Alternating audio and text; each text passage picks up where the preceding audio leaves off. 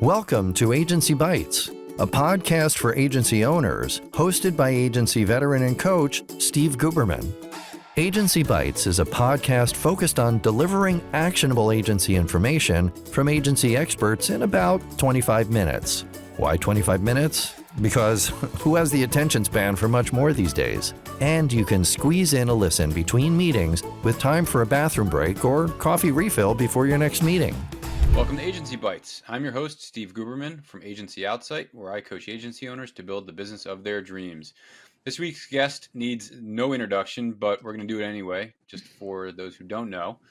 So Jessica Hische is a world-renowned lettering artist and New York Times best-selling author whose work you've probably seen whether in a Wes Anderson film, on a U.S. Postal Service stamp, or gracing the shelves of your favorite bookstore. She's collaborated with brands like Target, Hallmark, and Penguin Books, been recognized by Forbes, Print Magazine, and Adweek, and recently co-founded Studioworks, an invoicing platform built for creatives by creatives. So super pumped to have you. Great to see you. Thanks for joining me. Yeah, happy to be here. Yay. So there's a million places to dig into, but I guess first I'll start with, I've watched since back in the days of like the K10K message boards, your career just like skyrocket, and you've been on your own like the entire career, navigated so many obstacles and challenges, and just like stayed the course. And I'm like dying to know, like, for you to share with other entrepreneurs, aspiring lettering artists, aspiring whatevers, like what kept you driven on, I'm going to stay on my own? What were some of like the bigger things that you learned along the way? Well, one of the things that kept me always wanting to be independent instead of having a bigger studio or a lot of staff to support is just wanting the flexibility of both my time and like what I choose to do, and then also the kind of work that the studio takes on. So I just was able, I was like afraid to start a studio, which was like the real key, like at first, because I was like, oh, that feels scary to like be in charge of other people's futures. But also like anybody that starts freelancing or starts their own business, it takes so long for you to like really believe that the work will keep coming to you. You just kind of, every time you get a job, you're like, so I guess this is the last job I'll ever do. And that like, it feels that way for like 5 years, maybe. Yeah. Until you have a pretty good, like, nest egg in your business account that hasn't been disappeared by quarterly taxes. And then you're like, okay, I think that money might actually belong to me and it's not future tax money finally. Yep. And then that makes you feel a little braver and a little more secure. So it started kind of out of the place of freelancer fear. And then it kept going just because as I stayed the course with that, I saw folks set up studios and have to deal with managing the overhead of the studio, of just like, okay, well, because we have a staff of 5, it means only this kind of work can come in, and we have to be constantly outreaching and doing biz dev and doing a lot of like the fast, quick, cheap, free charitable stuff or whatever was harder to do for them. Yeah. And so I didn't want the studio setup to dictate the kind of work that I had to do to support it. I wanted to be able to grow into the work. And so I kind of just had this ethos of like, I always want to be able to do everything myself. And if I can't, I want to pull in people to help me with it, but do it as more of like a case by case rather than it being like a permanent, all right, let's always be set up to do strategy. Let's always be set up to do web dev. Let's always be set up to do all these things. So then I can really like flex my business based on the stuff that's coming in and the stuff that I'm interested in. So the intentionality was, I want to stay true to the craft that I love, as opposed to be set up to do all kinds of stuff I don't love doing, covering all this overhead for nonsense that I don't love doing. Where did that kind of intentionality come from? Did you see others doing that? Like, who inspired it in you? I think what inspired it most is just like I was just so excited about design when I first started out that it was easy for me to like want to work on absolutely everything. And then I started to feel like more passionate about certain things than other things.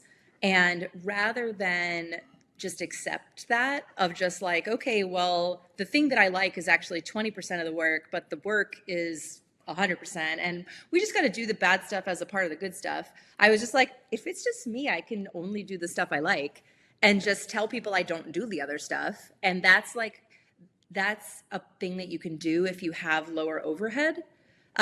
Because once you have high overhead, you can't make those choices. You know, like you can't decide, oh, I'm actually going to tell this client who's coming at me with like $100,000 budget that I don't want to take on a project of that scale. Like, but if they want to hire an agency and then pull me in as a specialist with 20 to 30,000 of that budget, I'm happy to like do my thing.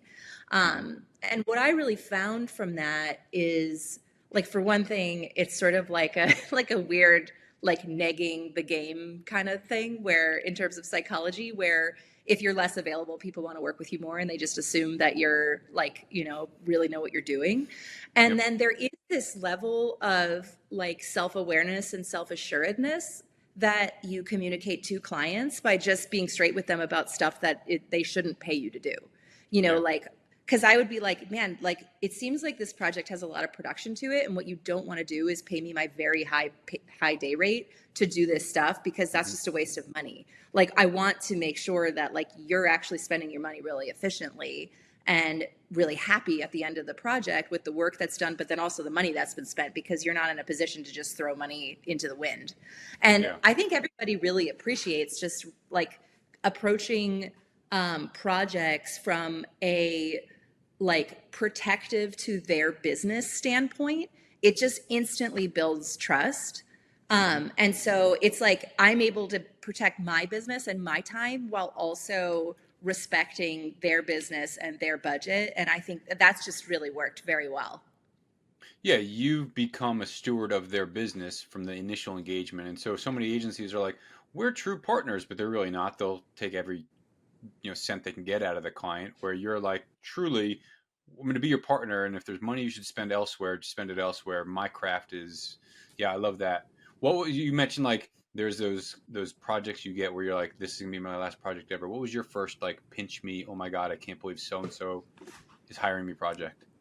Oh, it wasn't even like I can't believe so and so, but my first like real big budget project was I did the illustrations for the IRS's tax calendar in like 2008 or something like that, it was maybe even earlier than that.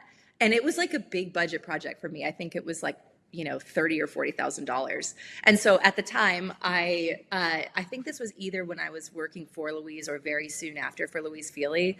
Like the budget of that project was my salary. You know, like it was just like it like matched what I made in a calendar year at my other job.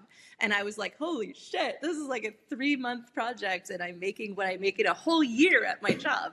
And that was like one of my big, like, wow, like there's like this could actually be a real thing projects. Yeah.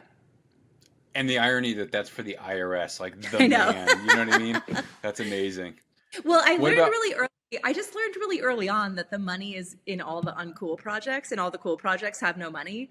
And so I used to joke with friends all the time that I'm just like, you want to pay me to draw a hamburger, I'll draw a hamburger. You want to pay me to draw whatever, I'll draw whatever.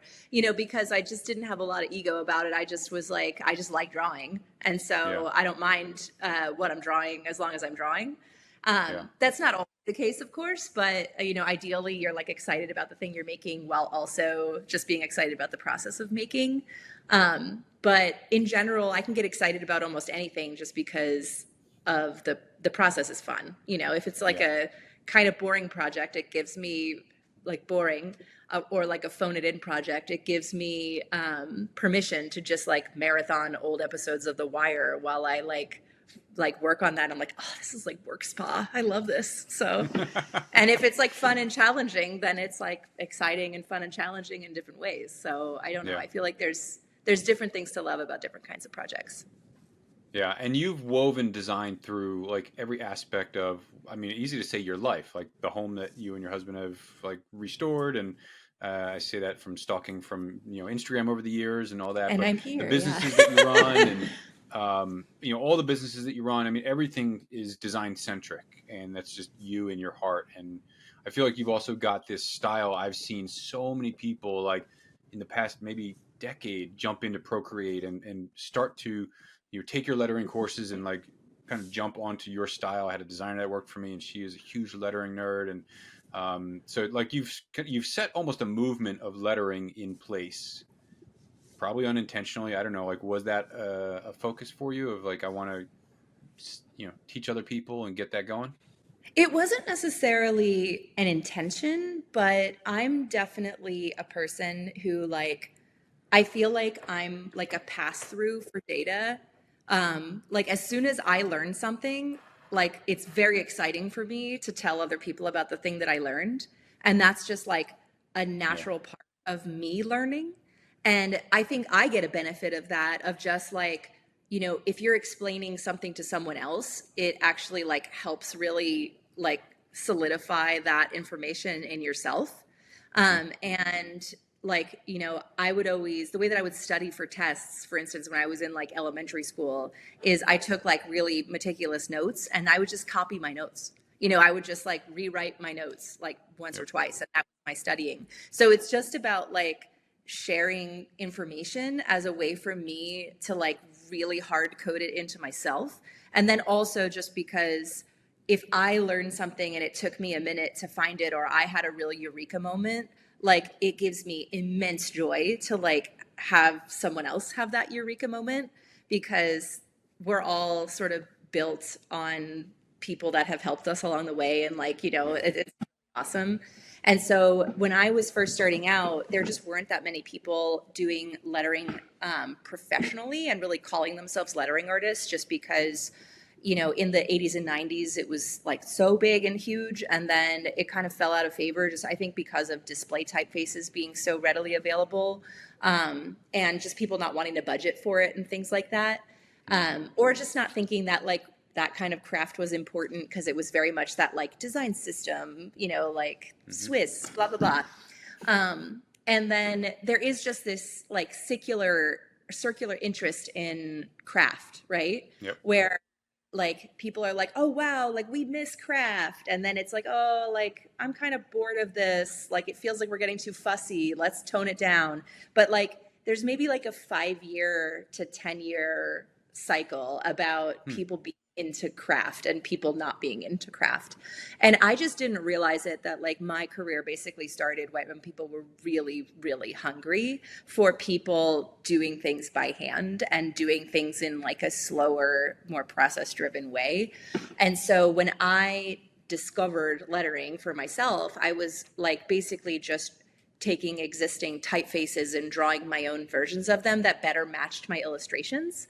And then, like say I was working with a typeface on a book cover, and I needed like the title big and the author name smaller and a novel smaller than that, but I wanted it to all be in the same style, but it only came in one weight. I would then like redraw the letter form so that they all felt cohesive, or added flourishes or whatever. So it started by like manipulating things that were out there in the world, but quickly escalated to just me drawing things from scratch.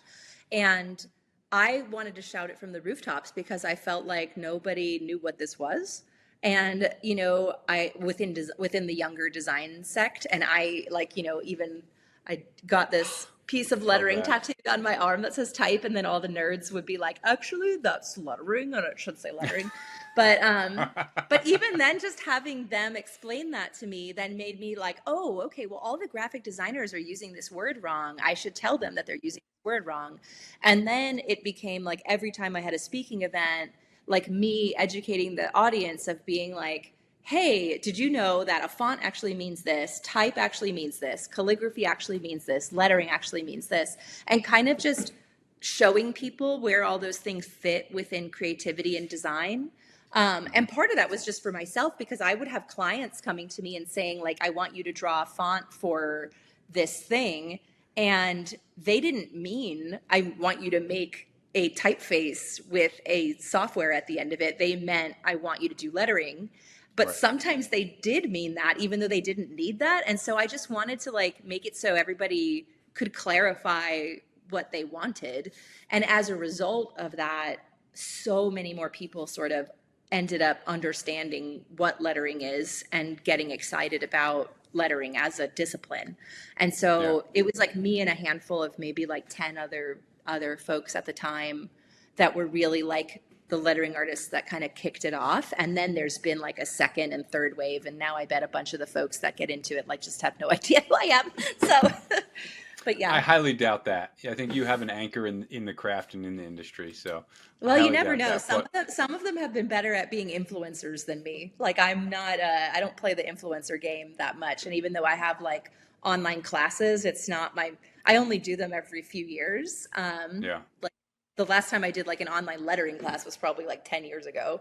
And so the folks that are doing them regularly are the ones that are kind of like educating the younger folks. And if they mention me, cool, but I don't expect them to. So. But so I mean, your website's got a few kind of evergreen courses and learning about lettering, the business side of lettering, and you've got templates and things for the entrepreneurs that are focusing on their craft and building a business. Like myself, you went to design school, you didn't go to business school. Yeah. So talk about like balancing the business side of creativity and how you juggle the two so you can focus on the craft. Well, a lot of my, like with the online learning stuff and just sharing resources, like again, like just whenever I learn a thing, I want to teach a thing. But I'm really like allergic to the idea of being this like design guru. So anytime it seems like that's like mostly what I do, I run away from it like big time. So, I did an online course called The Dark Art of Pricing a couple years ago. It was probably like 4 or 5 years ago. And then I redid it 2 years after that as The Dark Art of Creative Business, which was like a much bigger, broader one. And those were meant to be like, I had a illustration rep for 15 years, and I've been running my business for 17 years, and I just felt like there were things that I knew that I would, or learned along the way about managing a business that I wanted to share. And then also I just wanted to demystify pricing and come up with a framework that was kind of scalable for creative pricing that made sense and was defensible.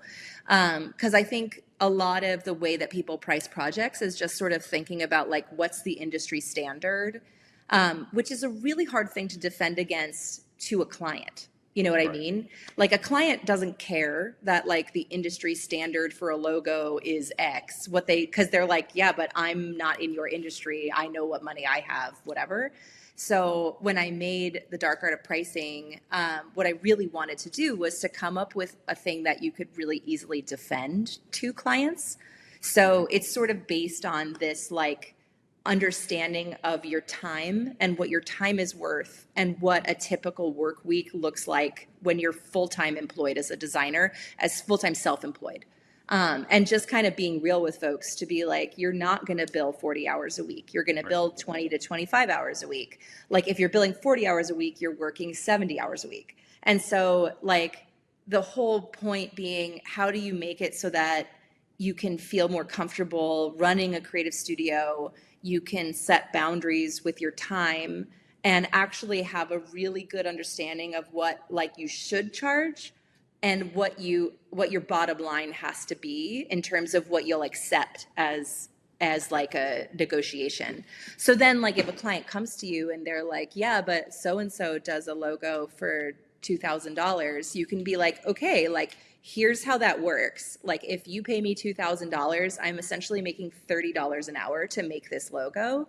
And honestly, I would rather go make $30 an hour having a bullshit retail job and just sitting and playing Candy Crush than doing something that is actually utilizing years of my experience and all of this time and money I've invested into learning all of this stuff. And, my new favorite thing to tell folks that don't want to spend a lot of money on especially logos is that if you don't have a decent budget for your logo, you don't want to invest in your logo, what that communicates to me is that you don't believe that your business will be successful. Absolutely. Yeah. So if you don't believe your business will be successful, I don't know if I want to do your thing because I don't want to put a thing in my portfolio that's going to fail in 6 months. So if you believe this will be successful, I am here with it and I will work with a smaller budget. But that budget says to me, I don't have faith in my business and I don't want to work with folks that don't believe in what they're doing. You know? Oh, I love that. I love that a lot. The one thing I think I don't know if you missed, but like that goes into that formula of like, what's that hourly rate? What's it work down to? Is so many creatives just don't know how to price themselves because there's like low self-confidence. Like, sure, I'm really good at drawing or I can make really beautiful things, but I can't charge more than, you know what I mean? It's that whole like Yeah. self-trepidation, imposter syndrome, whatever you want to call it. And I just feel like so many creatives struggle with that. Well, you have to also be aware of like the market that you live within. Like, Yep. if in your town, people that are full-time employed at a design agency are making 40K a year, then like you can sort of expect to make 60 to 70K a year as a freelance person because you don't have the stability and the benefits of the 40K person. But Right. it's probably harder for you to command 200K a year if a person that's doing your job is making 40K a year. And so you have to pay attention to like the local market, but then you can work backwards from there and be like, okay, well, if I want to make 75K a year, that equals this many, like 20 times 52 weeks. And then divide that out of how much I need to make per hour, like minus my expenses and all this kind of stuff. And minus Like my vacation time and minus the days I don't want to there's work. so Yeah. much stuff you have to take into account. Like you also have to set aside like money for health insurance, money for anything else like that. And like people don't plan that stuff out. So that was like the purpose of my course that I did was just to kind of give people permission to actually like think about all that stuff, do a little light financial planning, and then to be able to use that to help inform the prices that they charge. Because you might think it's hard to charge more than $40 an hour for design work, but then when you actually go and math that out, you're like, oh wait, that's not actually sustainable as a salary at the end of the year, which means that I'm either just going to struggle or this whole thing is going to be a side hustle, or I know that in 5 years I'm going to have to look for a full-time job. And so then you could just be real about it. Like if you're like, I can't find work that's more than $40 an hour, you're like, okay, well, I just got to go on LinkedIn and start sending resumes out because if it's not working, it's not working, Yeah. Yeah. Yeah. I guess that's the great way to formalize it, but I'm a big fan of like, especially in the freelance world, doing more value-based pricing, project pricing. I want freelancers and entrepreneurs and even small agencies to run fast and far from hourly billing. I just think it's Oh, a yeah, trap. yeah. I don't use hourly billing as the way I Okay. bill. I use it to Yeah. inform how I price projects. Love So it. I Yep. actually think of things as I usually use day rate rather than hourly and then for me, like a day is anything over 4 hours. Like Yeah. it's like if I'm at my office, like I really like if all of us are real with each other, like how many hours in the day can you spend just blazing through a project? It's usually like 4 to 6 hours. And then after that, you're just burnt and you need to just be doing like admin work or whatever. And so to me, I take that hourly and think of it as a day rate, but the day rate is not times 4 hours, it's times 8 hours or 10 hours or whatever. And then I have some flexibility if I want to work a longer day or a shorter day or whatever. And then on top of that, so that's how I calculate the creation fee. So just sort of like the flat rate of what I believe the project will take me to do with buffer built in of 10 to 20%. And then I have like a usage and licensing fee on top of that, which scales to the project. And so that's how I work for everything. It doesn't always work that way for graphic design because you're not licensing work that way. So you have to figure out how to scale your work in a way that doesn't involve licensing since you're usually doing stuff that's basically work for hire. But yeah, so I use it as a framework for coming up with flat rates rather than thinking of it as a thing that I bill. Love it. Yeah. So wait, you just made my mind kind of explode. Do you get like a royalty every time a movie plays that has your lettering in it? Oh, let's not talk about movies because movies don't play things. Movies don't pay money. Like, that's No, again, I didn't think they back did. to- Yeah. That's going back to the cool projects don't pay well and uncool projects pay very well. No, it's usually like so like say I did a bunch of stuff for Salesforce for like Dreamforce. So what they'll do is they'll pay for an unlimited use license for 1 year of the stuff that I use. And then if they decide next year they want to use the same asset, they repay for a license. Or they have the option, if they want to buy out the rights to the artwork, then they can just own the artwork outright. And so what that allows me to do is to have this really scalable way of working with people. So then if I'm working with like a mom and pop company and they have a logo that I'm doing, I can charge them like $5,000 for the buyout, which is like super low. But if I'm working with a bigger company, I can charge $20,000 for the buyout. And then if they're like, we don't have $20,000, and I was like, well, maybe you don't need the buyout rights. Maybe you just are going to use this for the Valentine's campaign that the art is for. So maybe you don't need buyout. And it allows me to sort of scale the work without actually scaling my creation fee. So I don't have to scale what I'm being paid for my time. I'm only having to scale the use of the work. Gotcha. Interesting. Yeah. No, I know movies don't have budgets. We did a website once for a movie, and I was like, that's all that they want. That's all the money they have. And they're like, yeah, that's pretty standard. I was like, yeah, we're never doing this again. So yeah, totally. Yeah. But I was thinking royalties and rights managed and all that. I was thinking, wait, every time, something gets replayed, the actors typically get, a penny or whatever the heck it is. So I don't know if lettering. Yeah, there's no way of tracking that stuff. Like maybe there's a future in which there's like I think this was the grand desire of Web3, which is why like when all that stuff was happening, I wasn't like initially 100% opposed to it. Of course, the fallout of it was a bunch of grifters ruined the grand plan, but the optimists of it were things like this, like where we can actually track the provenance of digital assets and see where they end up, and there's a kickback to the artist when it's reused. Like that was the thing that I found to be like exciting and promising about it, but of course it didn't really pan out that way. Yeah. From an entrepreneurial standpoint, like you are, I think, super entrepreneurial. Obviously, you've got a few businesses you operate. You've been running your studio for, I think you said 17 years. Where do you get that from? Is it like, are your parents entrepreneurial? It's like kind of a mix. Like my dad was a dentist, and so he like ran his own dental practice. So he had his own business. But I honestly think like the biggest push was when my parents got divorced. My mom like didn't really have a career at that point, and just never like totally got back on her feet.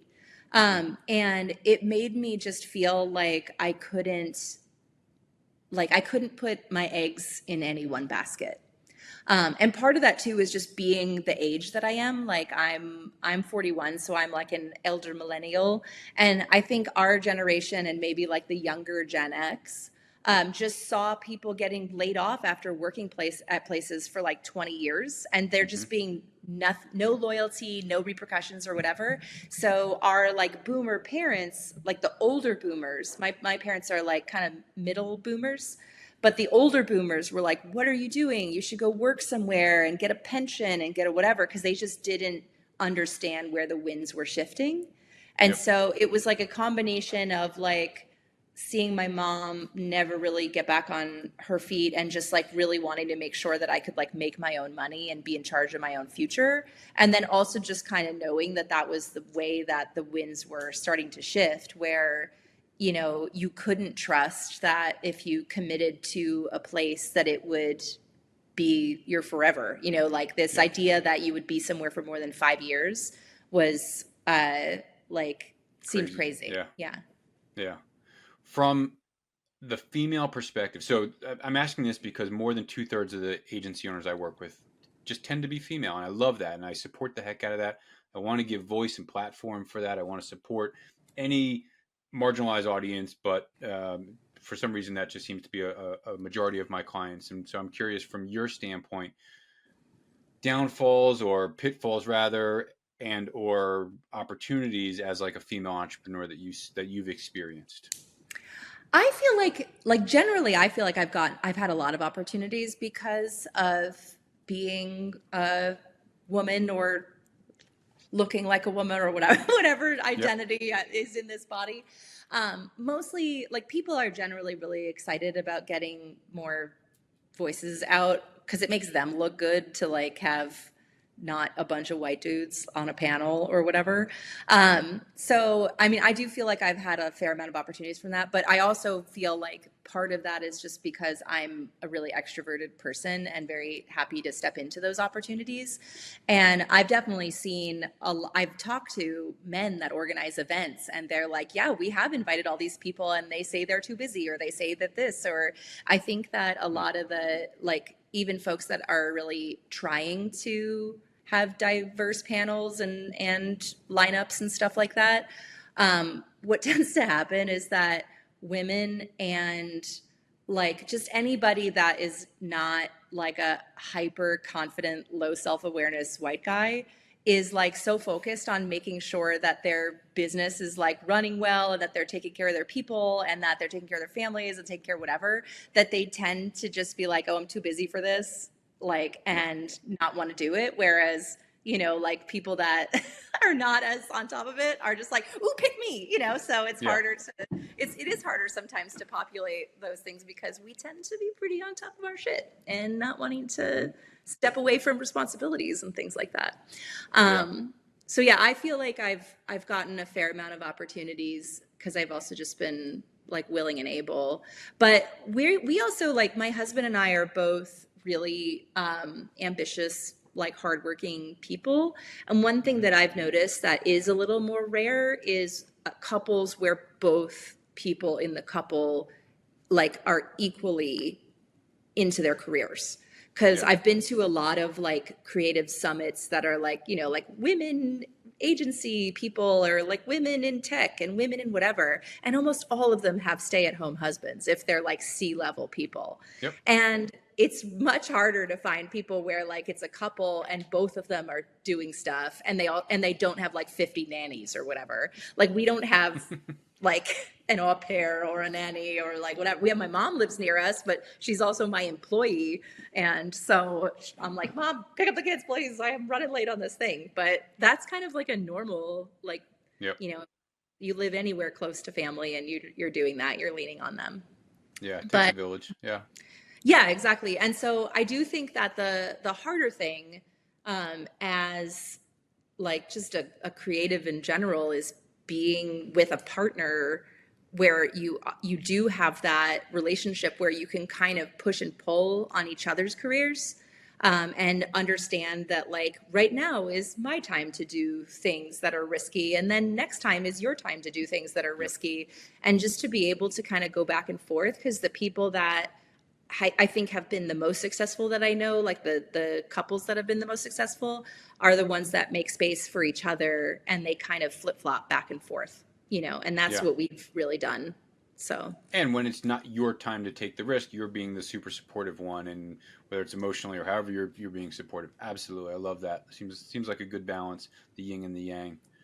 Yeah, and so I've been able to be entrepreneurial lately because Russ has had a full-time job lately, you know, so I'm able to take a little bit of a risk and not do as much client work and work on Studioworks, which has been the majority of my time this last year, just because we know that we have like consistent income from him. And while I'm like still working on client stuff and I still have other income sources, you know, we live in the Bay Area, our lives are expensive. And as much as we do our best to like keep our, you know, expenses at a minimum, like even just like property taxes and insurance are enough to like have one of us need to have a full-time job, you know?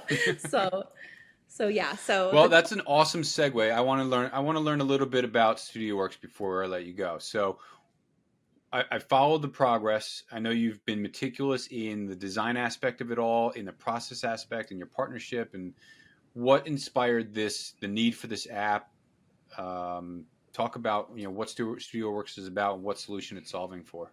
Yeah, totally. So it started actually just selfishly because I was like, you know, I feel like I haven't had any fun tinker on the internet projects in a while. And I used to love doing that. And I loved making these like websites that solved somebody's small purpose or whatever. Like I made so many of them. Like basically 2011 was my year of launching 1,000 businesses. I think I launched 11 that year or something like that. But it was all little small potato stuff. It was like a website to find a printer called Inker Linker. It was like quotesandAccents.com to learn how to type quotes and accents. It was like this is how Twitter works. Like all these things that were kind of one pagers, but were instructional. And I just loved doing it. And it was just also a great way for me to, play around with CSS and just web development because I found it really satisfying. And, but I would never want to do it for a client, so. And so I was thinking like, oh yeah, I'd love to do that again. But man, I'm stretched really thin. I obviously should not do this by myself.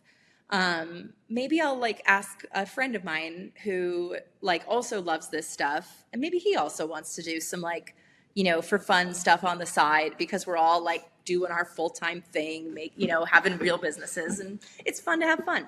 And so out of the blue, I called my old studio mate, Chris Shiflett, who we are not like phone a friend people. Like I have plenty of phone a friend people, but when I just thought of like, who's someone that I know that is super competent and amazing at what he does with web stuff and also has a very different skill set than me.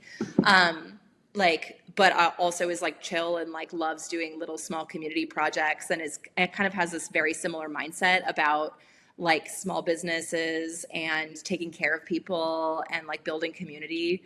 I just thought of him. And so we had this call and I was like, hey, do you want to just like make like something easy? Like, let's just make like a brand strategy workshop or, something that'll be useful for like branding people or something like that. And we talked for like 2 hours. And as we kept talking, we were like, oh man, but wouldn't it be so good if we could solve this problem? Oh man, actually like this is the thing that would be so great. And at the end of the call, we were like, okay, well, like this is all awesome. We're definitely gonna do something. But like everything that we just talked about means we need like an actual engineering team because he's like, I'm like an engineer, but I haven't like built anything since before CSS existed. And so I was like, okay, cool. Let's just table it. You're going on a trip. We'll talk to you later. And then a week later, Nick and Sean, who are our front end and back end half of the team, emailed him separately to be like, hey, we're leaving our jobs. Do you want to do something together? And so he had worked with them at like multiple startups and companies and things like that and was just like, oh my God, these guys are like the best developers I've ever worked with and they're super chill and amazing. So he reached back out to me and was like, hey, all those things that we talked about, like that might be happening. Yeah. And so, but they had like a meeting of the minds. So they all like got together and kind of like pitched each other on ideas of what they were thinking about working on. So Studioworks was one of those ideas. But of course, like, Chris is really entrepreneurial as well. He's been like a CEO of a couple companies. And so he had other ideas he was thinking of. They had other ideas they were thinking of. And over the course of like 3 days, like Studioworks rose to the top of everyone's pile of like what they were the most interested in working on and the thing that they felt could be successful. And so that's kind of, and then he called me and he was like, hey, I think we just made a business. And so it all just kind of started from there. And we just had this idea, like always, of, there's this sort of lie within tech that in order to create a software company, you have to like raise money and you have to, it's like growth above all. It's about like the pump and dump, like, just like you build a thing, sell it off as fast as you can, like find the audience, find the value, and then get rid of it. Because that's really like the biggest thing is that first thing or whatever. And we just were so allergic to that. And we were like, let's make just like a real business that makes real money. And let's make a thing that just delivers on the promises and isn't trying to just like F people at every turn. Let's actually make like generosity like the core of the business model and just like transparency and like trying to do the opposite of what all of these companies have always done to everyone. Yeah. And so we were all just like crazy values aligned about what we wanted to do. We had this really big roadmap of all the things we wanted to do. But we wanted to start with invoicing because like I was just thinking about my own journey as a creative and the things that I did to sort of like upscale my business. And I had only just started using QuickBooks for invoices like maybe 3 or 4 years earlier because I was just sending PDFs, like just PDF invoices from the same InDesign doc. And so I kind of knew, and I knew plenty of other people that was kind of how they did it. Like the very first thing they dipped their toes into was using like an invoicing software platform. So I knew that for the folks that we wanted to help, which were people that are like very small business owners or solo people, independent creatives, that would be the biggest help. One thing I didn't realize, and so like we wanted to basically like a lot of the software, like QuickBooks, FreshBooks, like all these things, they're super bloated because what happens is they start off by solving one problem and then like they start having like a growing customer base and then the customer base makes a bunch of requests and they just try to make as many of those requests as possible. But then the actual core customers that signed up are like, I don't need all these things. And now I have to click through 8 menus to find the one thing that I use. And they're also just like, none of them prioritize design. None of them prioritize just like trying to make the customer itself look good. Like It's just like they're basically selling their product at every touch point. So if you're invoicing through like FreshBooks, QuickBooks, whatever, the invoice is from QuickBooks. The invoice is from whatever. There's no like pushing forward the studio or the customer itself. And so we wanted to create an invoicing product that could feel kind of like white labeled to the studio so that the studio actually like looked more professional by using it. Instead of it being like you feel more professional because you use it, you actually look more professional to your clients, which allows you to back up those prices, because as soon as you look like you have your shit together, you can actually charge like you have your shit together. So that was like one big thing is like make it so that the studios that use Studioworks actually can look more professional to their clients and in that way can get more trust from their clients, can get paid more and can get paid faster. And then the other thing was, taking just what the studios needed out of the product and not focusing on any of the other like little stuff that's just kind of like an add-on that makes it feel like the product should be more expensive but doesn't actually add value. So the features, not bells and whistles. Keeping it simple on purpose. And then the last thing, which was something that we discovered along the way, was that like QuickBooks, and I keep mentioning them just because I have the most experience with them, but there's a million other platforms. They used to have like a $10 cap on transaction fees when you got paid through ACH. And they just kind of silently took that away. And we just it was really actually quite hard to do research about like what all of the competitors were doing in terms of transaction fees. But what we basically figured out is that everyone, save from Harvest, which is fine and people love, but it's very under-designed. It's very bare bones as a product. They charge like 1 to 1.5% with no cap on ACH fees. And then all of the credit card fees are what they are because you can't really control credit card fees. But a lot of times they charge these random like additional like 1% handling fee or like whatever. And so there's this thing where it's this huge bait and switch where they charge a lower subscription rate but uncapped fees, which then means that you're getting secretly charged or like without really your knowledge about all this stuff that's happening. And it's like that thing about how it's really expensive to be poor, like people that don't have money tend to waste the most money. And we just really wanted to, it's already so hard to run a creative studio. We were just like, this is awful. And like, this is like predatory that people are just looking for ways to skim money off of every single interaction. So a lot of these places use Stripe as their like foundational financial platform, because building a financial platform is crazy and there's just so much involved in it in terms of security and adhering to every localized rule about taxes and blah, all this kind of stuff. So a lot of these things are built on Stripe. But what they do is like Stripe is like a wholesale financial platform for this reason.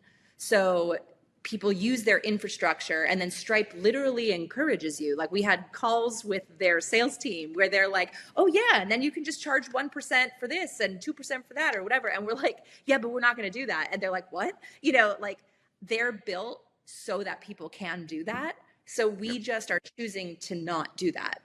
And the thing that's really great about that is we don't need anything more than the subscription fee that we're charging. So we're trying to be really transparent about that. It's just like, this is it. Like you're never going to get upsold. You're never going to get rug pulled or anything. And we just want you to make more of your money. But then because we don't have any skin in the game in terms of the transactions, we can build really cool interactions around the reality of how people actually get paid. You know, like any of these invoicing platforms are not building in a way for clients to tell you how they're paying you outside of this platform, because they don't want to encourage you to not do it because they make so much money from you if they pay you through it. So we're actually taking that all into account. So we have all these neat flows for like, if someone pays you by check, we show you the address, they can mark it as paid and say the date that the check was sent. So then there's this mechanism for a client to actually tell you they've paid you, to turn off the reminders to them. And then it's on you, the studio, to go in and says, oh, they marked this as paid. I know the info about when it was sent out, and now I can go check. So then if I don't receive that check, I can reach out to them and say, hey, it looks like you sent the check 2 weeks ago, but I haven't received it. Can you check on your side or resend it? So it just makes the conversations around getting paid way more straightforward. And so we're building that out for like PayPal, Zelle, like all that kind of stuff, so that if you like getting paid through Zelle, you can just have a thing that says the client can select Zelle, and it just shows your phone number or your email address that is your Zelle thing. It's not like an API connect, because that would probably involve some form of fee that we would have to incur or you would have to incur. Instead, it's just like, just take it elsewhere. It's okay. It doesn't have to happen here. We just want to make it easy to track it, you know? Right. So it's sort of sometimes doing it the way that is a little bit more stripped down is actually just the way that is the cleanest, that benefits everybody the most, and is the most flexible for like all people. So if you're talking about like another country and everybody gets paid through this random financial service that we don't know about in America, we can build in a thing where they can say like, I paid through this thing on this date, you know? And it's just really nice, and nobody else is doing that, because why would they? If they want to make their money out of transaction fees, they have no reason to do that. Yeah. So fast forward a few months, you launched, I think, earlier this year. How has traction gone? How's customer base growing? It's been good. What we did was we had like a pre-launch sign up, which was, and so the whole thing was like, we're not going to charge you until we have a product that you are using, right? But we want you to sign up as if we're going to charge you, because that gives us real data about like who's interested in this. And like, basically like, you're telling us you believe in this and that you want this, to the point where you're literally hooked in as a customer. And then at a certain point, we cut that off so that we could do a private beta release to those folks. And so we did the private beta release. We had about 980 people that were signed up. And I think now we might be just shy of 900 in terms of the retention. It's been a few months of billing, which is pretty great. And so we're just about to get to the public launch where people that weren't part of that private beta can sign up. So like when does this episode go up, for instance? December. Oh yeah, you'll be fully able to sign up by then. Like we're basically, so today is September 4th. We are pushing the soft launch out today. And so people can officially sign up as of today, but we're not like announcing it as a big thing, because we want to sort of let a few slow roll customers test out the new onboarding flow, just to make sure that nothing is weird. And we have this really fun referral program that we're going to launch with our existing members and to anybody else that like you get a code to refer people. And for every person that signs up and converts to a paid customer, you get a free month.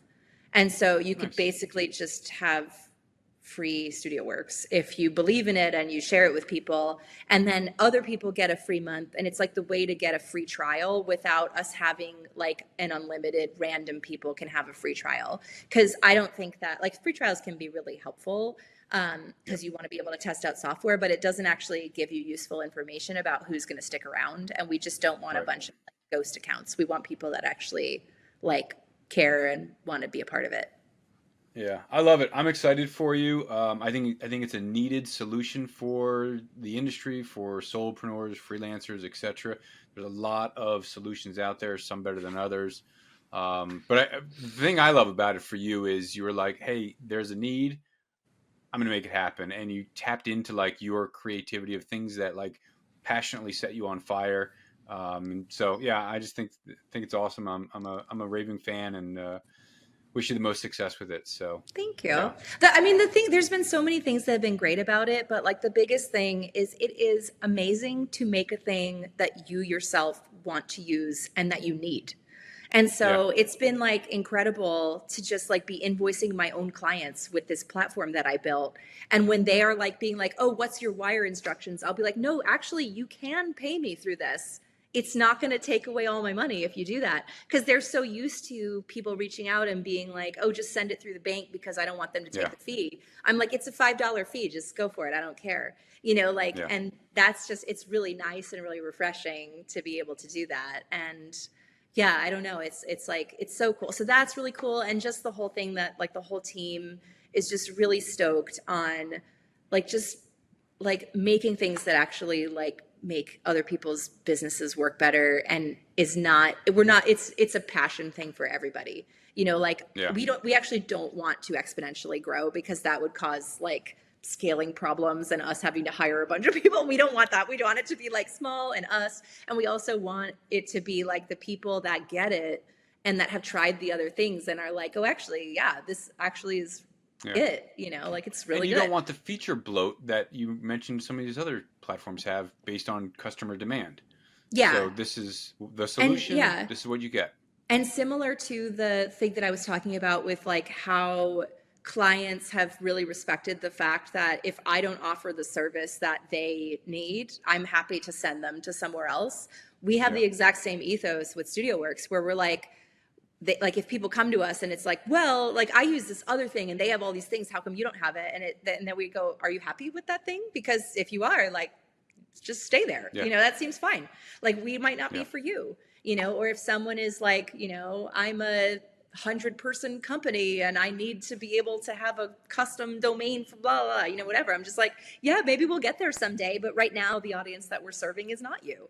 And so, it's just kind of nice to, you don't have to make something for everyone, like, because if you try to build for everyone, you build for no one. Like, like no one is happy. So you just like really let your thing find the people that it's for. And then stay true to those values. Like if those are what's core to you and your team, like stay true to that and no wavering from it. Yeah. Everybody wins. Yeah. Exactly. All right. I want to wrap up with a couple of rapid fire questions because we blew through the 25 minutes or so time frame, which I'm super grateful for. So first is coffee shop, sketchbook, or iPad on the couch. Where do you get your best ideas usually? Well, sketchbook is not ideas. Like I'm an ideas person, similar to like the ideas in the shower. It's usually through like passive movement in the world. So that's like, while driving or while like doing some random thing that involves my hands and body doing something while my mind can drift. So sketching is not that. It's usually like wandering around, being like exercising, sitting around and organizing things, like whatever. It has to be like a busy body activity. That's where I get my non-design things. Yeah. What's a book on your shelf that you go back to time and again for inspiration? Ooh, I'm not a like book revisitor. Well, actually, no. I do love the sort of like Dover collection books of just like tons of lettering samples. Also, Ryan Hughes, his name's spelled like Rian, I believe, made a few collections of like lettering from different decades. And I do find myself pulling those out quite a bit just as like, I'm just going to look at some fun, pretty stuff, like for a little while to get inspo. So those are sort of like good unstick books for me of just like quickly looking at a bunch of different lettering styles and I'm reminding myself of the ways that I can draw things. And yeah. And then the kind of books that I read though are like, I'm currently doing the audiobook for a book that's like a history of San Francisco called Season of the Witch, and it's awesome. It's very cool. Full political history. And so I like nonfiction books. I like one of my favorite books I read last year was Emperor of All Maladies, which is a biography of cancer. I like to read about medical things and body things, and Very cool. All right, and then finally, other than AI, because we haven't mentioned AI and I don't want to mention AI, what's one business or creative tool that you can't imagine living without these days? Business or creative tool I can't live without? Well, Studioworks. Of course that. But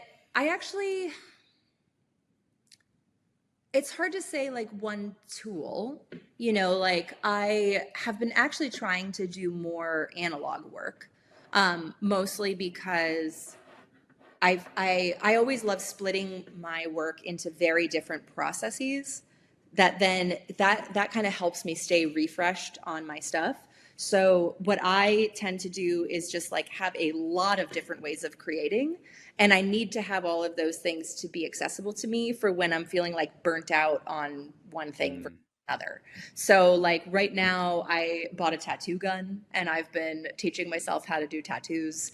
I also bought a chain stitch machine, and I do a lot of printmaking and all kinds of stuff like that. So those tools are not my like day-to-day go-to tools, but I do feel like they're always the thing that is my like treat at the end of the rainbow, where I'm just like, oh, I just get done with this, then I can spend some time doing this. Or I don't feel like doing this right now, so I'm just going to like practice making little loops on my chain stitch or whatever. Like I always need to have something that is my like procrastinating from the hard thing, doing the fun thing.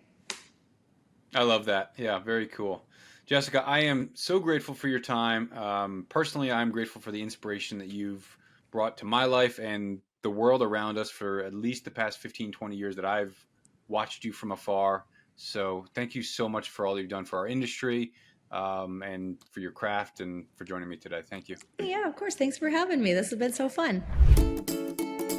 Thanks again for tuning in to Agency Bytes. If you know someone with expert knowledge on a topic that agency owners would love to hear about, go to agencyoutsight.com/podcast-guest and nominate them.